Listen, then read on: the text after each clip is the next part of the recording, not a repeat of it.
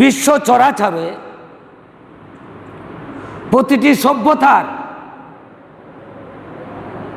প্রতিটি জাঁকজমকতার এক কথায় যেখানে মানব সভ্যতার উত্থান রয়েছে সেখানে কারো না কারো কোরবানি রয়েছে, কারো না কারো ত্যাগ রয়েছে। আমরা সেই ত্যাগের বাস্তবতাকে, সেই ত্যাগের ইতিহাসকে বেমালুম ভুলে আমরা সেই জাঁকজমকতায় মগ্ন হয়ে যাই। দার্শনিক কবি ডক্টর আল্লামা ইকবাল আলাইহির রহমা তার দীর্ঘ একটি গজলে আজকের মক্কা কেন্দ্রিক, খানায়ে কাবা কেন্দ্রিক এই জাঁকজমকতার, এই আড়ম্বরতার পিছনের সত্যকে তুলে ধরেছেন। ইকবাল বলেন, গরিবু সাদা রঙ্গি है दास्तान हरम, गरीबू सादा रंगी है दास्तान हरम, निहायत उसकी हुसैन, निहायत उसकी हुसैन, इब्तिदा है इस्माइल, सलात दुनिया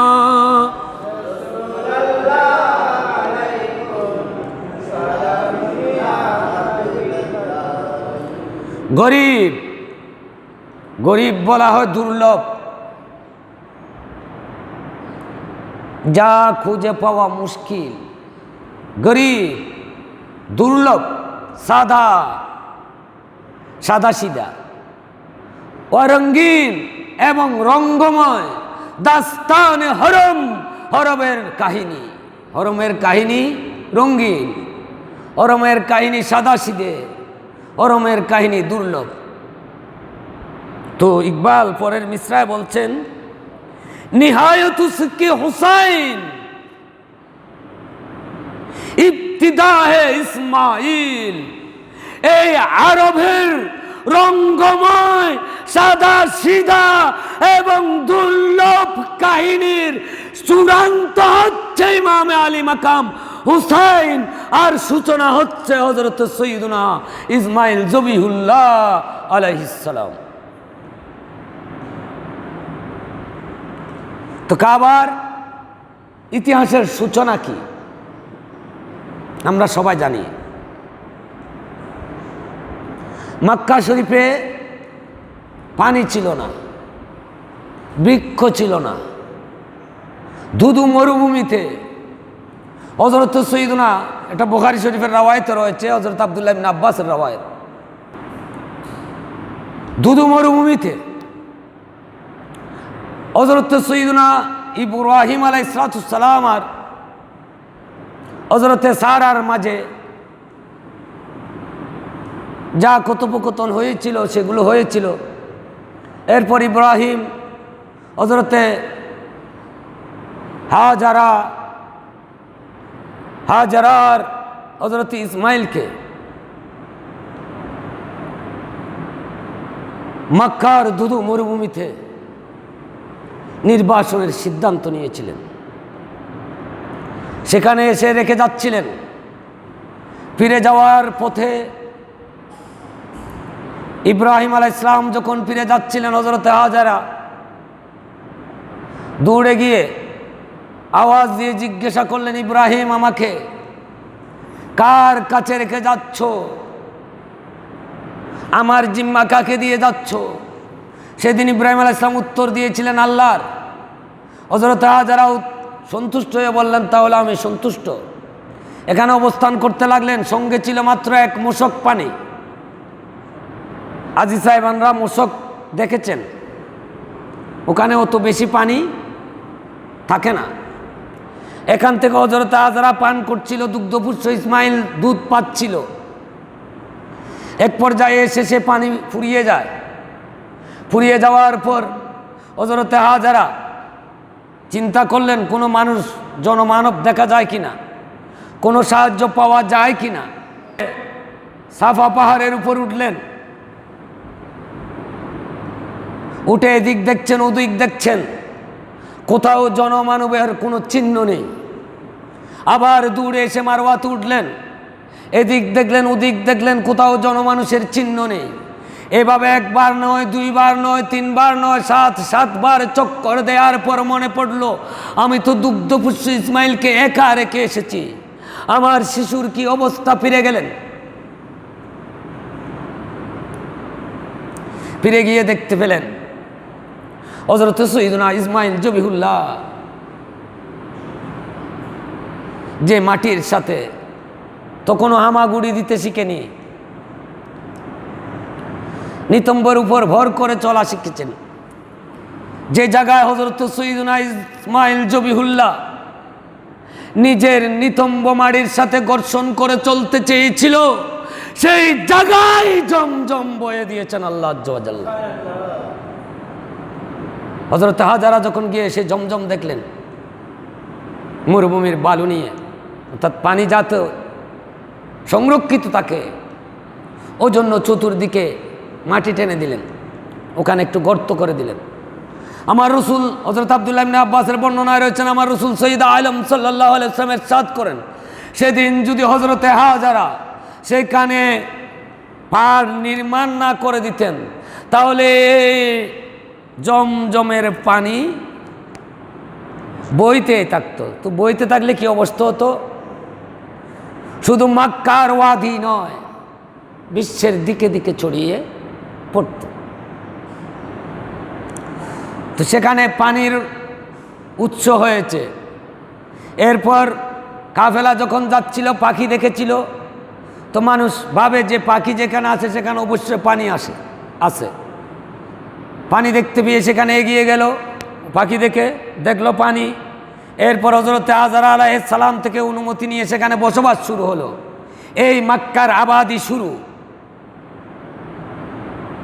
এরপর আবার অনেক বছর পর ইসমাইল যখন চলতে শিখেছে, তখন আবার ইব্রাহিম এসেছেন, খানায়ে কাবা নির্মাণ করেছেন।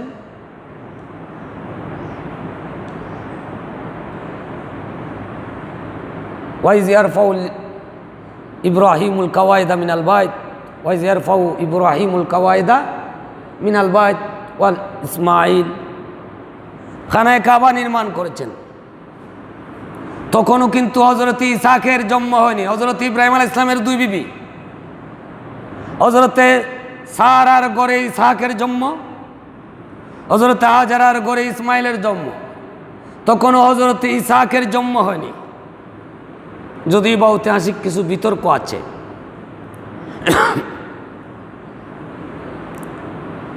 একমাত্র সন্তান ইব্রাহিম আলাইহিস সালাম বারবার স্বপ্নে দেখছেন নিজের প্রিয় বস্তু আল্লাহর রাস্তায় কোরবানি করছেন। পশু কোরবানি দে, ছাগল, মেষ, বেড়া, দুম্বা, ওট ইত্যাদি কোরবানি দে, স্বপ্ন দেখা বন্ধ হয় না। অবশেষে আল্লাহ নির্দিষ্ট করে বলে দিলেন যে ইসমাইলকে কি দিতে? কোরবানি দিতে। কাকে কোরবানি দিতে? ইসমাইলকে। এখন তো ইব্রাহিম আলাইহিস সালামের বয়সকালের সন্তান, দ্বিতীয়ত তখনও একমাত্র সন্তান। আল্লাহর পক্ষ থেকে কোরবানি দেওয়ার নির্দেশ এসে গেল। ইব্রাহিম তো নবী, উনি তো খলিলুল্লাহ, আল্লাহর নির্দেশ শিরোধার্য, কোরবানি দেওয়ার সিদ্ধান্ত নিয়ে নিলেন। সিদ্ধান্ত নেওয়ার পর তো ইব্রাহিম আলাইহিস সালাম ইসমাইল থেকে মতামত নিতে হবে। মতামত নিতে গেলেন, খেয়াল করুন, ফালাম্মা বালাগা মাউসা, কালা ইয়া বুনাইয়া ইন্নী আরা ফিল মানামি আন্নী আযবাহুকা ফানজুর মাযা তারা ফালাম্মা বালাগা মাউসা। কোরআনে ইরশাদ করছে ইসমাইল যখন ইব্রাহিম আলাইহিস সালামের সাথে চলাফেরা করার বয়সে পৌঁছেছে,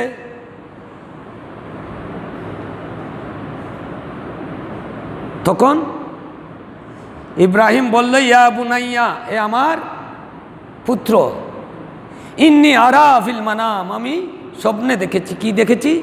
আন্নী আযবাহুকা, আমি তোমাকে জবাহ করছি। ফানজুর মাযা তারা, অতএব তোমার মত কি সেটা বলো। আল্লাহ আল্লাহ। এক বাবা বয়স্ক বয়সের সন্তান আল্লাহ রাস্তায় কোরবান দেবেন, সন্তানকে সরাসরি জিজ্ঞেস করছে আমি এটা স্বপ্নে দেখেছি, তোমার মত কি।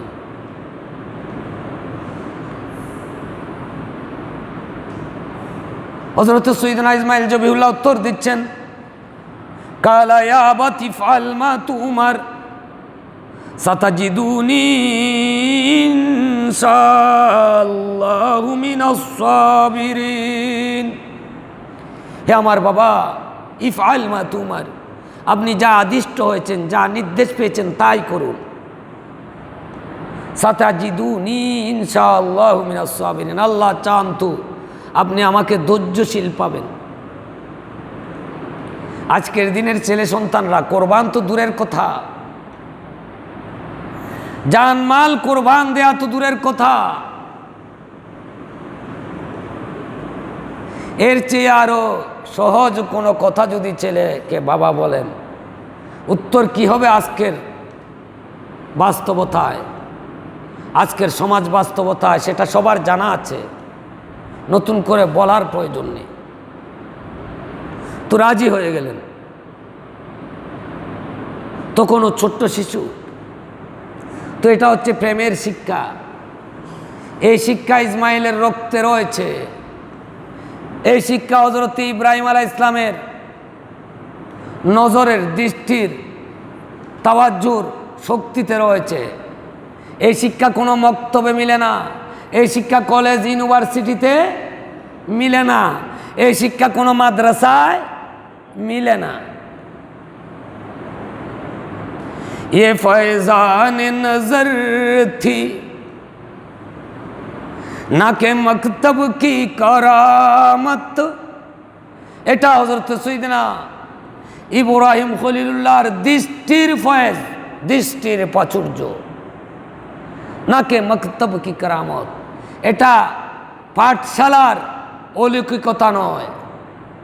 সিখায়া কিসনে ইসমাইল কো আদবে ফরজন্দি, অর্থাৎ খলিলুল্লাহর বেটা হওয়ার যে শিষ্টাচার, সেই শিষ্টাচার ইসমাইলকে কে শিখিয়েছে? কোনো শিক্ষক নয়। সালাত দুনিয়া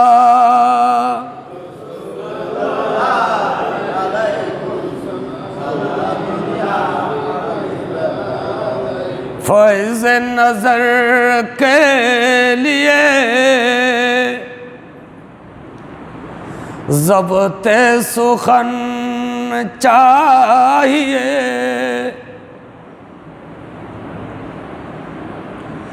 फैज़ नज़र के लिए ज़ब्त सुखन चाहिए के हरफे परेशान के आले दिल की हुजूर सला दुनिया।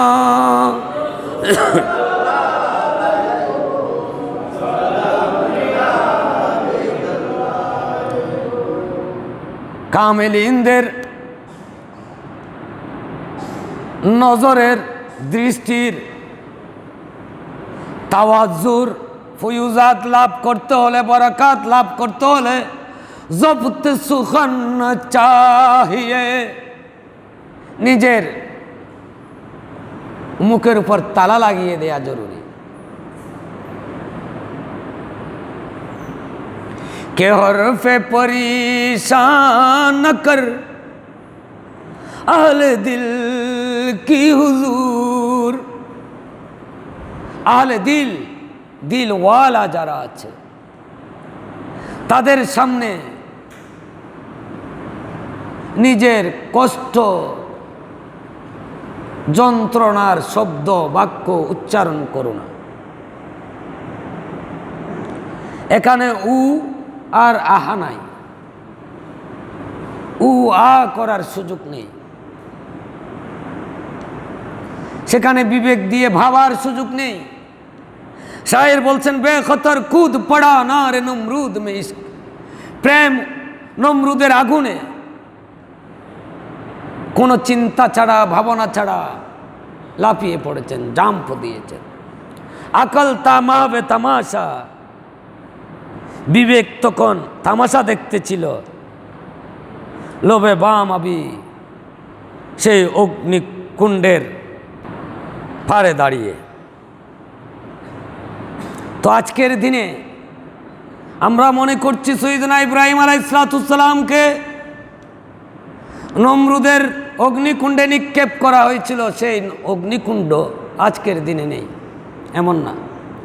ডক্টর আল্লামা ইকবাল বলছেন আযাবে দানি সে হাজির সে বাখবর হুঁ মে,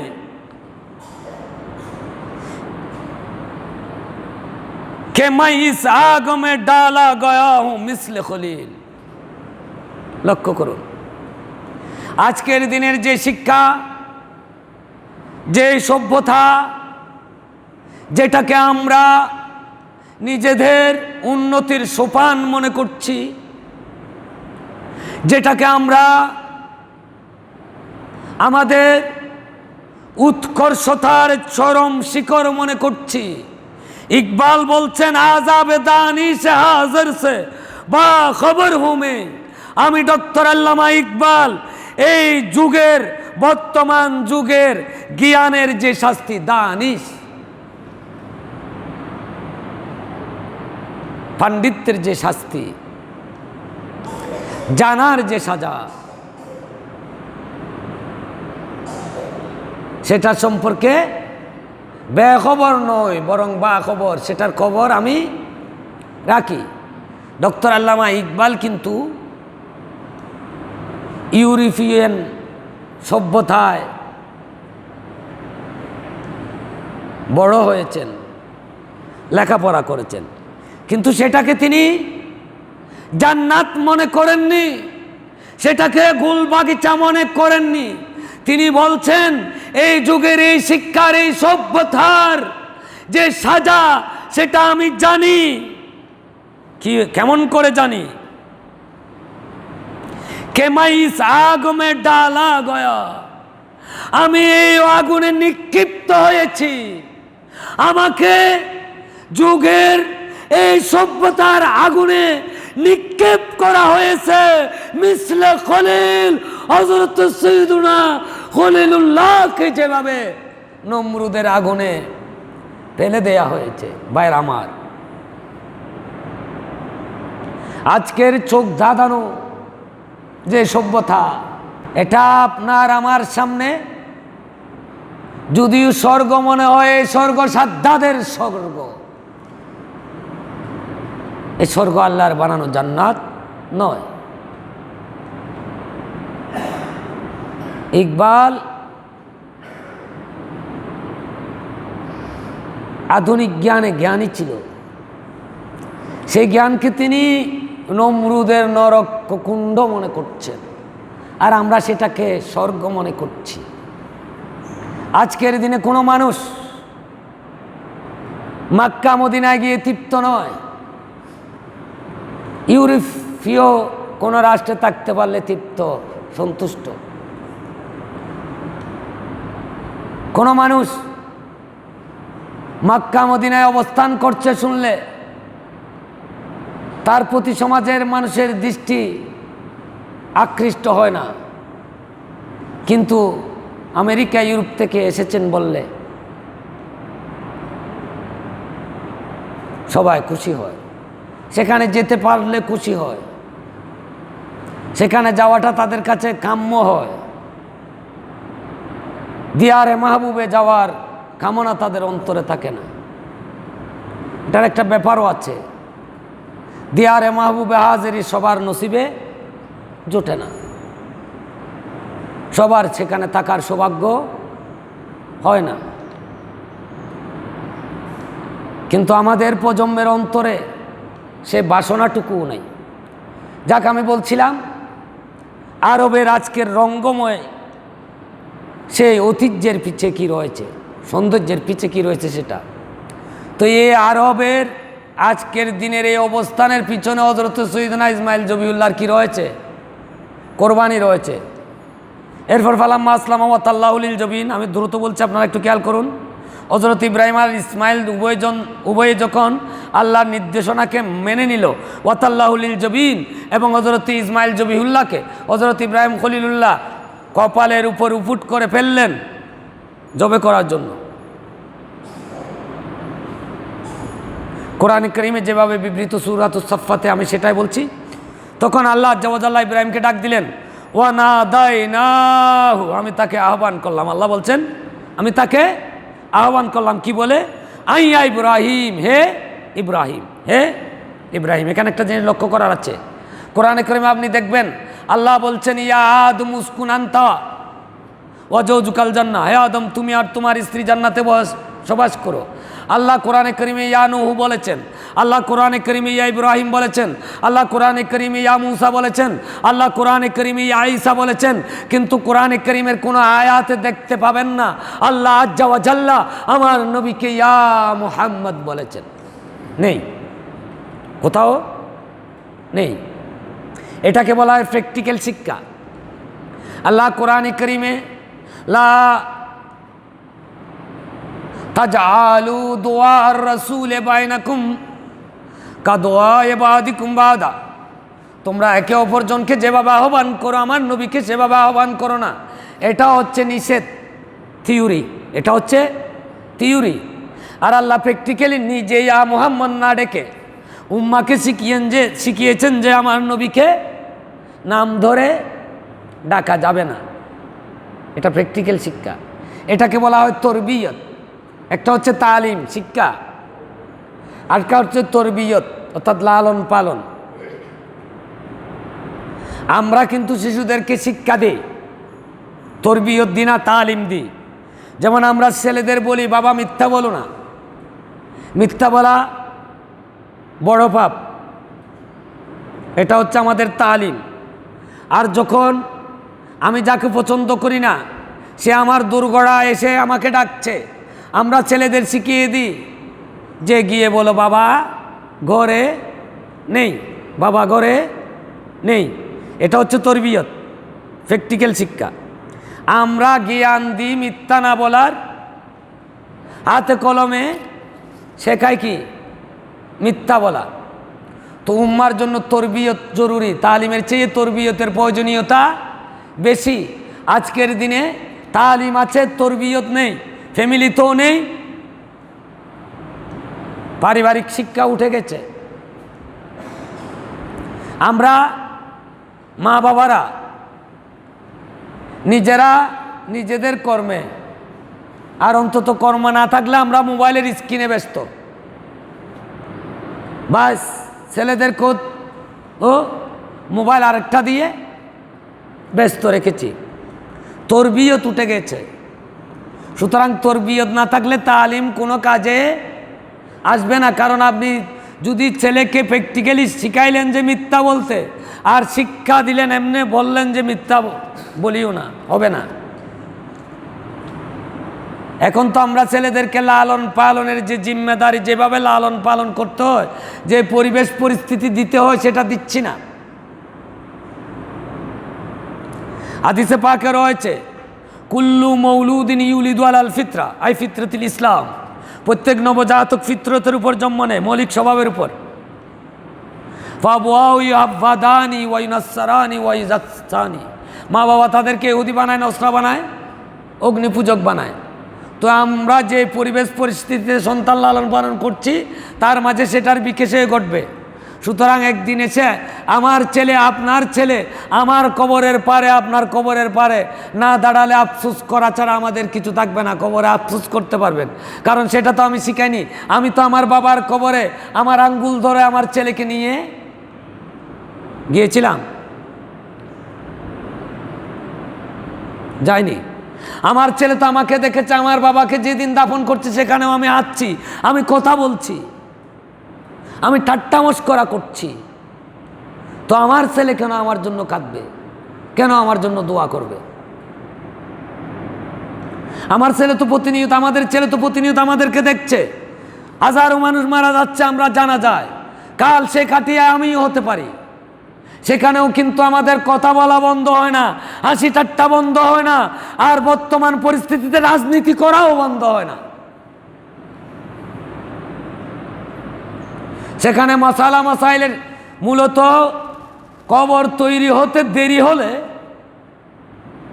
জানাজাকে ঘিরে যে আলোচনার প্রচলন হয়েছে সেটা হয়েছিল মূলত কবর তৈরি করতে দেরি হচ্ছে, ওলামা ইকরাম মানুষদের আলোচনায় ব্যস্ত না হয়ে জিকির আজকার এবং ওয়াজ ও নসিহতে ব্যস্ত রাখার জন্য, মাসালা মাসাইল বলার জন্য এই রীতিটার প্রচলন হয়েছিল এক সময়। কিন্তু আজকের দিনে সেখানে ওলামা ইকরামের ভূমিকা গৌণ। ওলামা ইকরাম যখনই বলে ওঠে তখন আমাদের আর ভালো লাগে না, কারণ ডায়াবেটিসওয়ালাকে যখন আপনি মিষ্টি খেতে নিষেধ করবেন তাদের ভালো লাগবে না। ডায়াবেটিক্স আছে তো, সেখানেও রাজনীতি হয়, সেখানেও আমরা হিংসা বিদ্বেষ বলতে পারি না। আমি একজনকে পছন্দ করি না, তাকে কিছু বলতে দিলে বস আরেকজনের অবস্থা খারাপ। যাক, এটা আমার আলোচনা। এই যে তরবিয়তের কথা বলছিলাম, সে তরবিয়ত ইসমাইল পেয়েছিল। তো আল্লাহ বলছিলেন কি, আল্লাহ ডাকলেন ইয়া ইব্রাহিম, আমি সেখান থেকে গিয়েছিলাম, হে ইব্রাহিম বলে, আমাদের নবীকে ডাকে নাই। এরপর বলছেন আল্লাহ কাদ সাদ্দাক্তার রোয়া, তুমি স্বপ্নকে বাস্তব করেছো। তার স্বপ্নে ছেলেকে জব করছে দেখছে, সেটা বাস্তব করেছো, মানে জবে করে ফেলেছো। ইন্না কাযালিকা নাজ্জিল মুহসিনিন, আমি আমার মুহসিন বান্দাদেরকে এভাবে বিনিময় দিই। ইন্না হাযাল্লাহু আল বালাউল মুবিন, এটা ছিল স্পষ্ট একটা পরীক্ষা। এই পরীক্ষায় তুমি পাস করে ফেলেছো, তোমার ছেলেও পাস করে ফেলেছে। ওয়াফাদানাহু বিযিবিন আযীম, এর বিনিময়ে আমি এক জিবি আজিম দিয়েছি, মহান জবি দিয়েছি, একটা দুব্বা। হাদিসের বর্ণনা রয়েছে ইসমাইলের পরিবর্তে একটা কি দুব্বা। ওয়া তারাকনা আলাইহি ফিল আখিরিন, এবং এই সুন্নাহ আমি পরবর্তীদের মধ্যে জারি রেখেছি, যেটা আজ আমরা পালন করছি, পশু জবে দেওয়ার সুন্নাহ, কোরবানি। তো সেখানে আমাকে নিজেকে তৈরি করতে হবে যে আমার জান মাল যদি আল্লাহর জন্য দিতে হয় আমি দিতে প্রস্তুত, তাহলে আমার এই কোরবানি কাজে আসবে। এখানে আরেকটা বিষয়, আমি ইকবালের একটা শেয়ার পড়েছিলাম, গরিব সাদাও রঙ্গি হে দাস্তানে হরম, নিহায়ত উসকি হুসাইন ইবতিদা হে ইসমাইল। অর্থাৎ আরবের ইতিহাসের চূড়ান্ত শিখরের যেটা, সেটা হচ্ছে হুসাইন। যেই দুধ মরুভূমিতে ইসমাইল জবিহুল্লাহর কোরবানির কারণে আজকে মক্কার সে শোভা, হরমের যে শোভা, যেখানে হজ হচ্ছে, আমরা জানি সেই হরমের পবিত্রতা রক্ষা করার জন্য প্রথমে নানা জানের মদিনা ছেড়ে হুসাইন মক্কায় এসেছিলেন সংঘাত এড়াবার জন্য।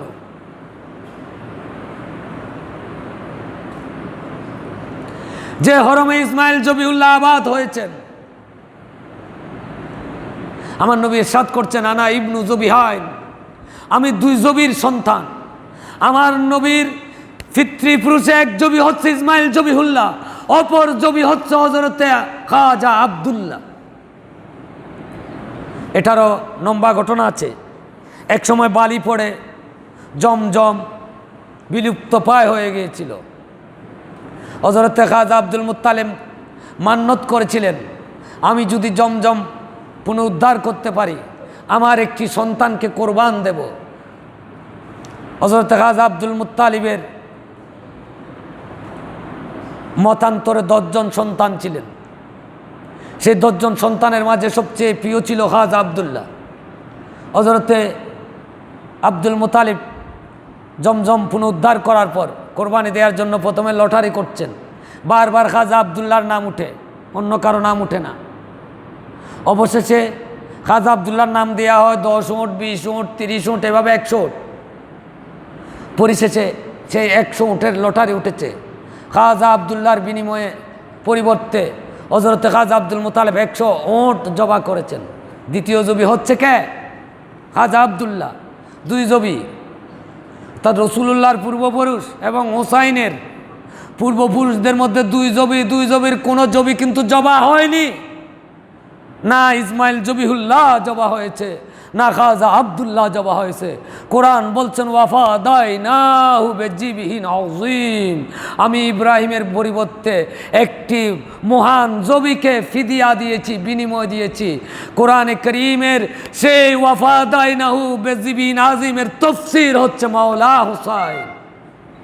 তাফসীর হচ্ছে মাওলা হুসাইন। আল্লাহ আল্লাহ ভাই বসমাল্লাহ ফিদর, আল্লাহ আল্লাহ ভাই বসমালা ফিদর ওয়া মানায়ে জিবে আজিম আমদ ফিসর। আল্লাহ আল্লাহ ভাই বসমালা ফিদর, অর্থাৎ বাবা হচ্ছেন বিসমিল্লাহর বা, আর জিবে আজিমের মর্ম হচ্ছে ফেসর, অর্থাৎ হযরত সৈয়দনা ইসমাইল জবিউল্লাহ, আর সেখানে ফেদর হচ্ছে মাওলায়ে কায়নাত মাওলা আলী। তো যে মক্কা